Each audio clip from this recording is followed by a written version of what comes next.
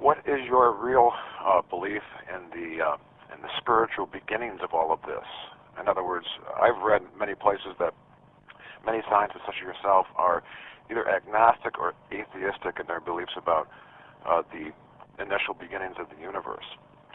And secondly, my brother-in-law is a highly classified person that works for the Air Force. The question revolves around what your belief is in UFOs. He's told me some things that I can't repeat about the Roswell incident. Perhaps you could give us your thoughts on that. Let's start with the last one first. Sure. Okay, Dr. Okay, but I don't want to duck the first one. Okay, we'll get Well,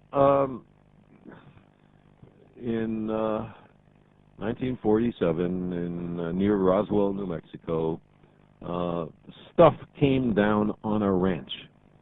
And the stuff was then picked up by Air Force personnel. People apparently were told to keep quiet about it. And over the years, the story has emerged that these were parts of a crashed alien spacecraft and that little alien bodies were shipped to an Air Force base in Ohio, and that they're still languishing in freezers with their perfect teeth.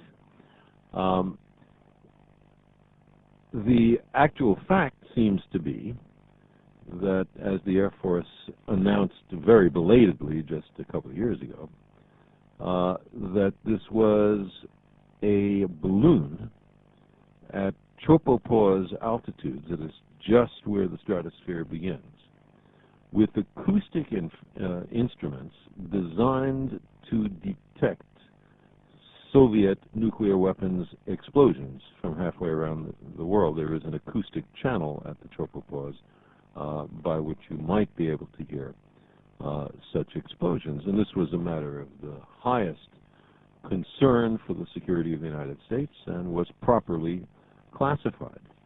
Newspaper photographs at the time show flimsy polyethylene-like material and balsa wood, hardly consistent with the spacecraft of an alien advanced civilization, but perfectly consistent with balloons. I think that there are two museums of UFOs in Roswell, New Mexico. You can make money, you can get your name in the paper, you can have a break from the humdrum day by inventing stories about Roswell, New Mexico. I don't know what your brother has told you, but I would treat it with a real grain of salt. Does that mean you don't believe in UFOs? Well, what do we mean by believe, which in fact takes us to the first question. What do we mean by believe? If the evidence is compelling, then we believe. If the evidence is not compelling, we don't believe. We withhold judgment. And UFOs merely is an abbreviation for unidentified flying objects. If we see something in the sky, we don't know what it is. To my mind, that's it. We don't know what it is. It does not automatically follow that it's spacecraft from somewhere else. The vast majority of UFO reports have quite prosaic explanations. It's partly people seeing natural phenomena in the sky with which they're unfamiliar, including cases of astronomers doing that. Sometimes conscious hoaxes. Sometimes people with who hallucinate, and 25% of all people hallucinate. So there are many other explanations, and only if you've been able to eliminate all of those explanations would you give serious consideration to the possibility that we're being visited. Nobody's more interested than me in the possibility of the existence of extraterrestrial life. I've been involved in sending spacecraft to other planets to look for it. I've been involved in using large radio telescopes to listen for signals from civilizations on planets of other stars. It would save me so much effort if the aliens were here, even if they are short, dour, and sexually obsessed, as the alien abductees, so-called, claim. And before we lose time this half hour, part one of his question about your personal beliefs. Okay, well, I treat the existence of God and the perhaps creation of the universe in exactly the same way.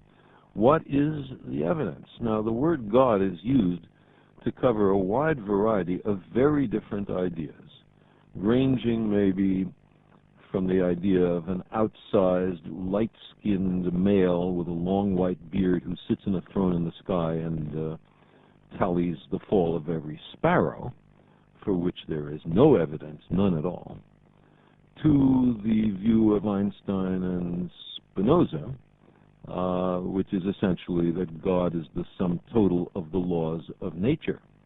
And since there are laws of nature, and since remarkably the same laws hold throughout this magnificent and vast universe, if that's what you mean by God, then of course there's a God. So everything depends on the definition of God. One last point, you ask about the origin of the universe, but that's assuming the issue in question, namely that there was an origin of the universe. And in some cosmological models, the universe is infinitely old, therefore uncreated, therefore there's nothing for a creator to do. So I think these are very deep and difficult issues in which both theologians and scientists ought to bear in mind their own limitations before the difficulties of these issues. We're going to take a short break and come back and continue our conversation.